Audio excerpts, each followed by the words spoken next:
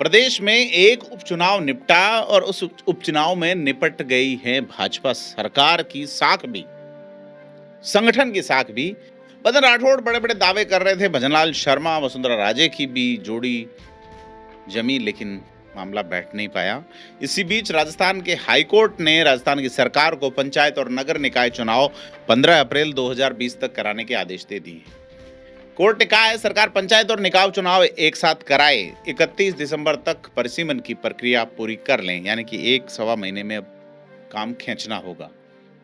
जो राजस्थान के कार्यवाहक मुख्य न्यायाधीश हैं एसपी शर्मा, उनकी खंडपीठ ने गिरिराज सिंह देवंदा और पूर्व एमएलए संयम लोढ़ा की जनहित याचिका समेत अन्य याचिकाओं पर यह फैसला सुनाया है। याचिकाओं में कहा गया था कि सरकार ने संविधान के प्रावधानों के खिलाफ जाकर अवैध और मनमाने तरीके से पंचायत व निकाय चुनावों को स्थगित किया।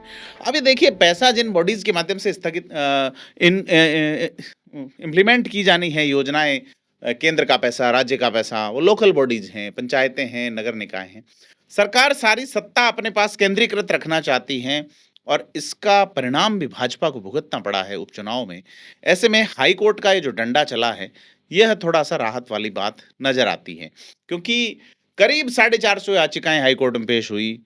12 अगस्त को फैसला सुरक्षित रखा, 3 महीने बाद फैसला आया है और करीब 6,500 पंचायतों और 55 नगर निकायों का कार्यकाल पूरा हो चुका है। लेकिन लेकिन लेकिन भजनलाल सरकार है कि जो नहीं रेंग रही कानों पे।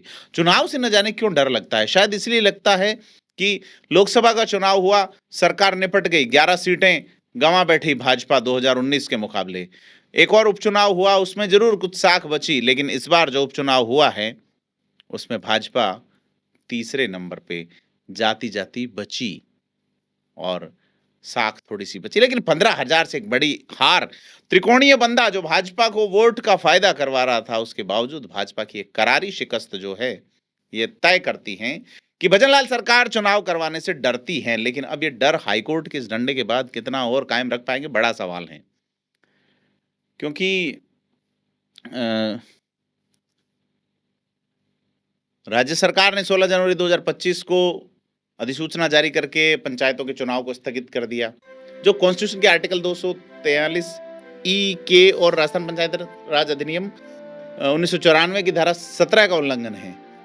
और प्रजातंत्र की सबसे छोटी इकाई ग्रामीण संस्थाओं को अस्थिर करने का आरोप लगाते हुए करीब 7,500 ग्राम पंचायतों पर रोक का मामला कोर्ट पहुंचा।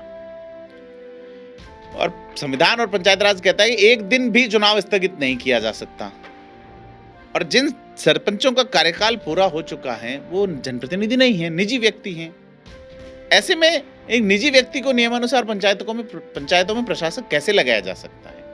और संयम लोढ़ा, जो कि सिरोही के विधायक रहे हैं, बड़े विधायी मामलों के बड़े गजब के जानकार हैं, वो कहते हैं कि सरकार ने मनमानी करते हुए प्रशासक लगाए हैं। निकायों के चुनाव टालने के मामले में संयम लोढ़ा की याचिका पर उनकी अधिवक्ता जो पुनीत सिंघवी, उनका कहना रहा कि बिना अधिकार प्रशासक लगा दिए गए और सरकार ने मनमाना रवैया अपनाया है, खुला उल्लंघन किया उन्होंने संवैधानिक प्रावधानों का और नगरपालिका अधिनियम 2009 का। और उन्होंने कहा कि सुप्रीम कोर्ट भी कह चुका है कि प्राकृतिक आपदा के अलावा स्थानीय निकायों के चुनाव नहीं टाले जा सकते। अब भाजपा चुनाव हार रही है, ये बड़ी प्राकृतिक आपदा ही नजर आती है पार्टी के लिए। अब बड़ी चीज ये है कि संवैधानिक कर्तव्यों को पूरा करने में विफल रही भजनलाल सरकार। अब सवाल ये है कि सरकार ने संविधान के प्रावधानों के खिलाफ जाकर इस तरह से चुनावों को जो स्थगित किया है, इस पे बड़ी चीज आई। सरकार की ओर से 3 बिंदुओं पे जवाब आया। सरकार ने कहा 1 स्टेट 1 इलेक्शन की अवधारणा का परीक्षण प्रस्तावित है। उच्च स्तरीय समिति का गठन किया जाना है। समिति द्वारा धन, श्रम और समय की बचत के साथ नगरीय निकाय और पंचायत राज संस्थाओं के सशक्तिकरण के लिए 1 स्टेट 1 इलेक्शन की अवधारणा का परीक्षण कर रही। दूसरा कहा परीक्षण बाकी है परिसीमन का काम। कई नए जिले बनाए, उसमें से 9 जिले समाप्त हुए। ऐसे में जिलों की सीमा निर्धारण के साथ ही प्रदेश में पंचायतों के पुनर्गठन और नगर निकायों के परिसीमन का काम चल रहा है। इसलिए सरकार ने इन पंचायतों के चुनाव स्थगित किए। और सरकार ने अपने जवाब में कहा कि जिन पंचायतों के चुनाव सीमित किए गए हैं उनमें सरकार को प्रशासक लगाने का अधिकार है।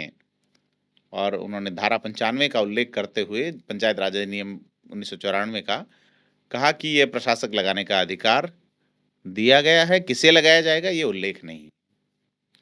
तो ये सारी चीज़ें हैं कि राजस्थान में बड़े लंबे समय से करोड़ों लोग इंतज़ार कर रहे हैं कि स्थानीय निकायों के उनके पार्षद, वार्ड पंच, उनके सरपंच, उनके नगरपालिका चेयरमैन, नगर परिषद के अध्यक्ष, म मेयर कौन होंगे?